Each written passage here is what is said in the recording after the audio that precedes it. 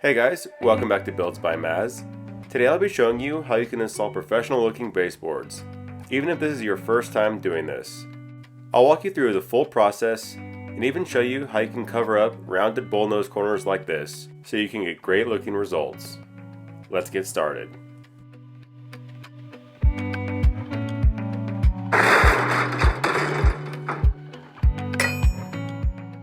The first thing you'll need to do is pick out some baseboards, and I use this Craftsman Pro Pack bundle. It comes in a pack of 8, each one's 3.5 inches tall, half an inch thick, and 12 feet long. The bottom edge is squared off, and the top edge is rounded, giving these a nice, simple, and modern look. I'm using this white urethane trim enamel paint from Sherwin-Williams. This is great for baseboards because the paint actually hardens into an enamel, making it really durable and resistant to scratches. You can brush this on, but I prefer using a foam roller. It's faster and it won't leave any brush marks. These baseboards come pre-primed, so you don't need to use a separate primer beforehand, but I do recommend giving it 2 coats of paint, making sure you're giving full coverage all along the side as well as the top rounded edge. While that's drying, it's a good time to find all the studs along the wall and mark them off with some tape. This is what we're going to be attaching the baseboards to, because it will hold significantly better than just nailing straight into the drywall. Now in most cases, your baseboard will come up against the door trim and start there. However, some areas of my home had really thin door trim, so the baseboard would be jutting out like this. In those cases, I cut off the bottom of my door trim and I'm going to be running the baseboard underneath it. This is definitely less common, but in my case, I think it's going to give me a better look. Either way, to attach the baseboard, you're going to need a nail gun, and I recommend using 2-inch long nails. That way, the nail goes through the baseboard, drywall, and still has an inch to go through the studs. I use 2 nails per stud, lining it up on my tape marks from earlier, one on the top and one towards the bottom of the baseboard. You may need to adjust your nailer's depth settings so that the nail head goes just below the surface of the baseboard. But just start from one end and work your way down, putting 2 nails into each stud. I also push down slightly on top of the baseboard to make sure it remains in contact with the floor. When doing a corner piece, you need to first measure the angle between the walls, because it's not always 90 degrees. I like using an angle gauge because I can get a really precise measurement. This corner ended up being a perfect 90 degrees, so I set my miter saw to 45 degrees. After making your angled cut, you can line up this piece in the corner and mark off where the end of the baseboard meets the previous baseboard, and then make a straight cut there. This cut ended up being just barely too long, but it's better to be too long than too short. One trick to make these very small cuts is to push your workpiece against the saw blade until it flexes, and then lift it up and make your cut, and it'll just trim off the very end. Now that it fits properly, I can nail this baseboard piece into the wall. You'll notice that it only spans across one stud, but you also want to put 2 brad nails on either end of every cut piece, and I did the same thing on the previous baseboard. Even though the ends don't always end up on studs, nailing into the drywall is still better than nothing. After cutting another piece at 45 degrees and ensuring that the corner had a good and tight fit, I nailed this piece into the next wall. Here's an example of what to do when your corner isn't 90 degrees.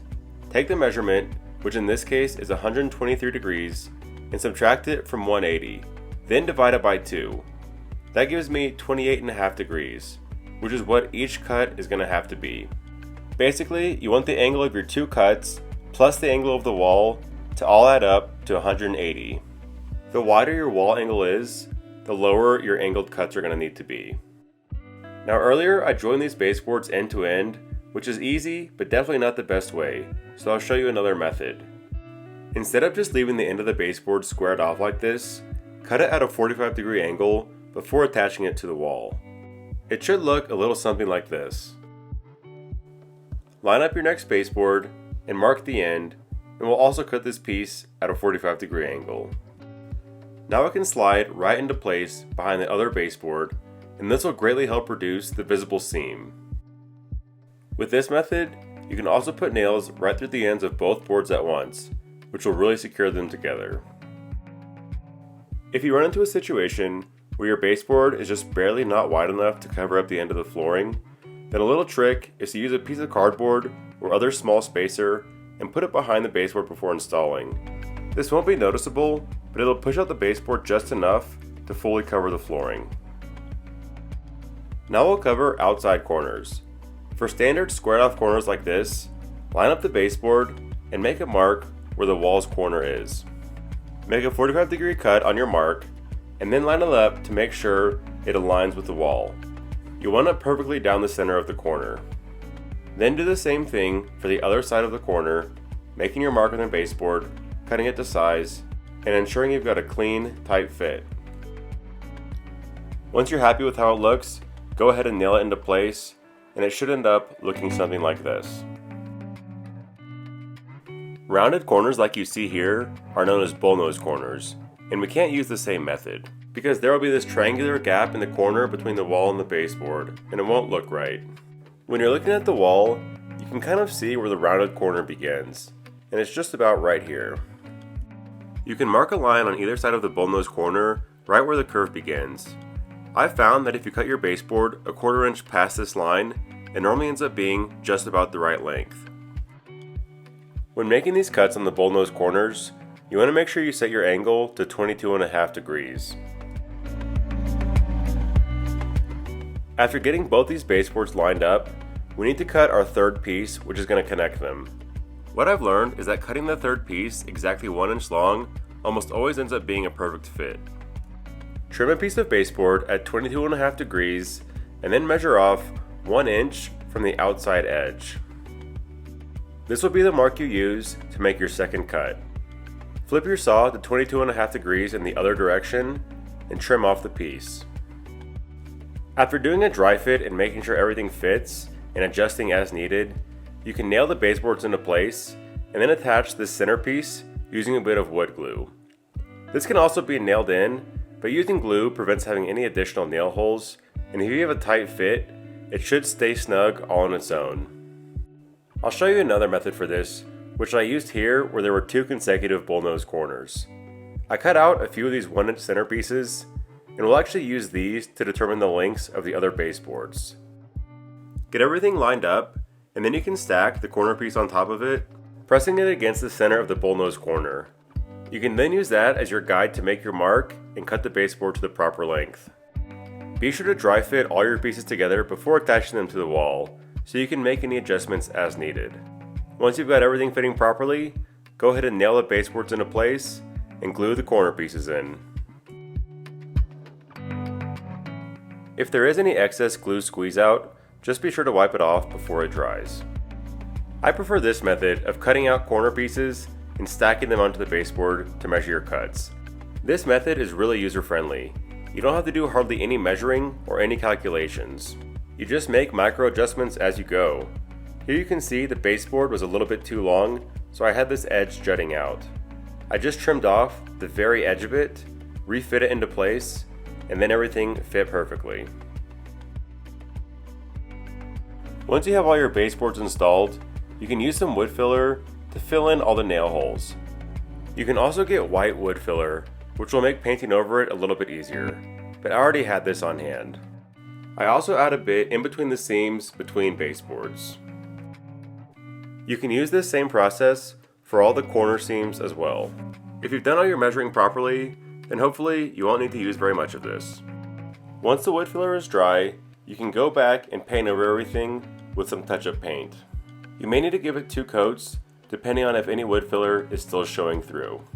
Also, if the wood filler isn't flush with the baseboards, you'll need to sand it down before painting.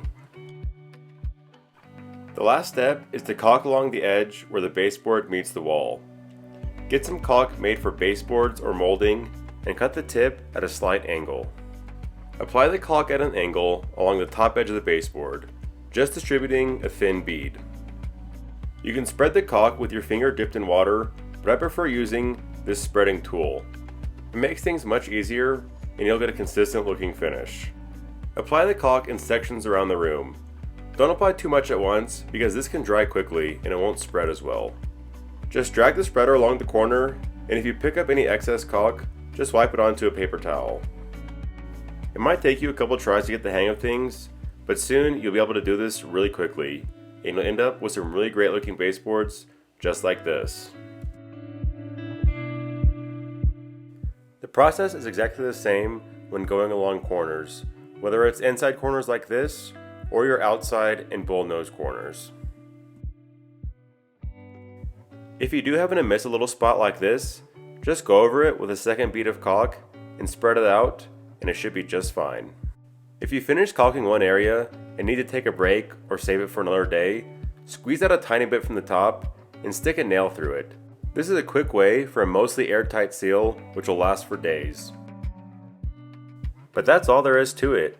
Now you can install some great looking baseboards all throughout your home. I also want to show the difference between the two ways that we joined baseboards. The ones that were butted up end to end look okay, but you can still see the seam, whereas the ones that were cut at 45-degree angles are virtually seamless, giving you a much cleaner look. Baseboards can be an underappreciated renovation, but this before and after shows you how much of a difference they can really make. I hope this video can help you if you choose to install your own, and that you might have learned a couple of tricks along the way. Thanks for watching, and be sure to subscribe to the channel to catch the next DIY project, and we'll see you next time.